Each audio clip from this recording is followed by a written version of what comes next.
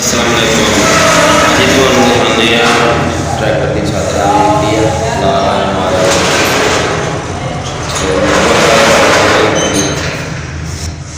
पुरानी छत है मुकम्मल रंग मार दिता दे फ्रंट दे साइड वाले शीशे आंदे फ्रेम ते आ फ्रंट है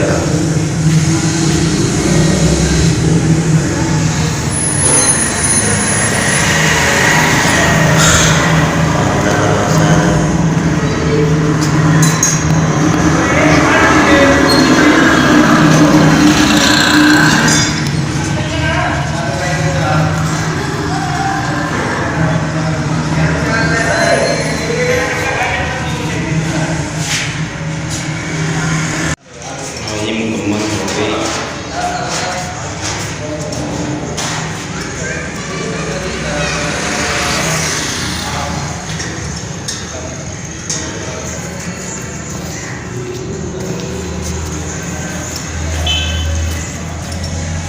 सफेद रंग रह गया और लाल मुकम्मल करके विजिट कराना।